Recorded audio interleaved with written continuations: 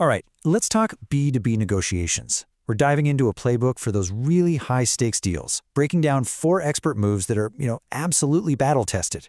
These are going to help you win with way more confidence. So let's jump right in. You know the feeling, right? You absolutely crush the presentation, the product is a perfect fit, the demo couldn't have gone better, and then nothing.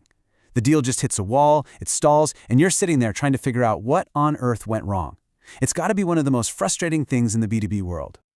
And this quote right here, this gets to the absolute heart of it. It's almost never about a specific feature or the price tag. The real reason deals fall apart is because the person on the other side of the table never truly feels the value. They don't get on a gut level why your solution really matters for them and for their company. So how do we fix that? What's the move? Well, we've got to shift our whole approach. We stop just pitching at them and we start strategically guiding them. The goal is to build a shared picture of what success looks like.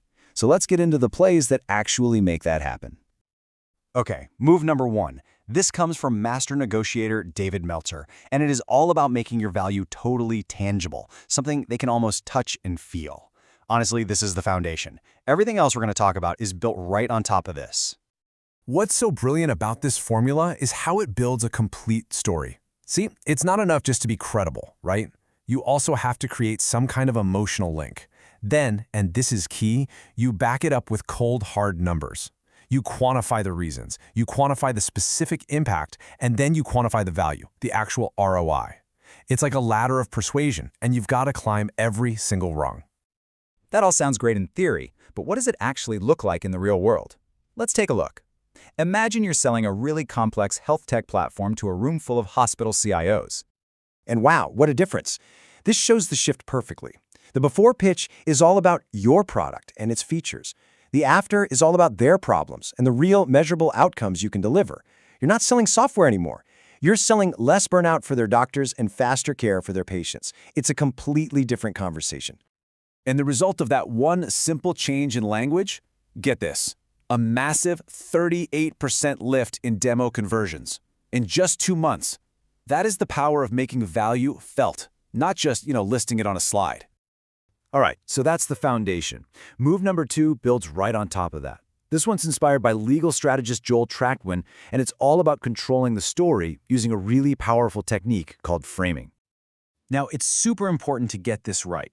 Framing isn't about manipulation or being tricky. It's about perspective. You're basically choosing which parts of the landscape to shine a spotlight on. By highlighting the facts and values that you know matter most to them, you get to guide how they see the entire situation. Check this out, because this example is just perfect. If you pitch a cloud migration as a tech cost, you're going to get stuck in a budget argument every single time. But what if you reframe it? What if you call it a liability shift? Suddenly you're saying, this moves the legal risk of non-compliance off of your CFO's shoulders and onto a certified framework. That totally changes the game. It's not a cost anymore, it's a huge strategic decision about managing risk. And guess what? The deal gets closed. Okay, so you've made the value felt, you've framed the narrative. What's next? Move number 3 is all about managing the actual back and forth. It's way less about being a great talker and way more about being a skilled guide. In this simple quote, it's a total game changer for your mindset. What if, just for a moment, we stopped trying so hard to be impressive and instead just focused on being genuinely curious? The goal becomes understanding their world. What are their pressures, their goals, their fears? Because that's where you find the real opportunities. But you can't just wing it, right? That curiosity needs a game plan. And that's where a tool called an argument map comes in. Think of it like your pre-negotiation flight simulator. It lets you practice before you ever step into the room. And building one is actually pretty simple, but it is so powerful. First, you just list your main value points. Step 2, you game out their most likely objections, budget, timeline, whatever. And third, you prepare your reframes ahead of time.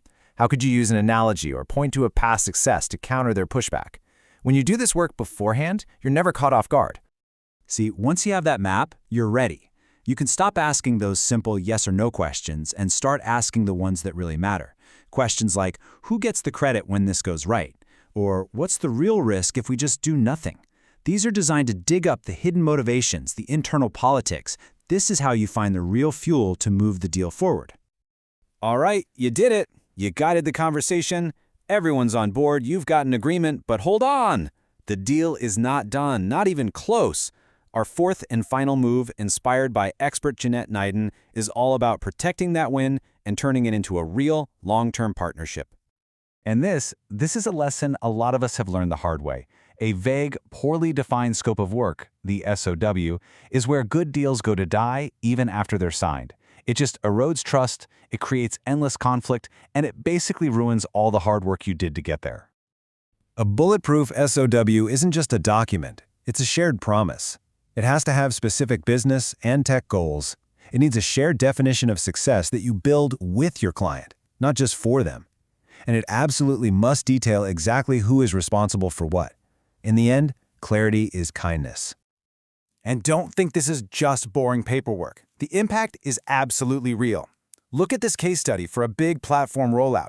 Just by building in that clarity and having some backup plans in the scope, they prevented a 3-week delay. That saved the client over 12,000 euros. That's how you build trust for the long haul. So, when you start to put all these moves together, making value felt, framing the narrative, guiding the conversation, and bulletproofing the scope, you start to see the bigger picture, don't you? You're not just trying to persuade someone to buy something, you're trying to build a real, successful partnership.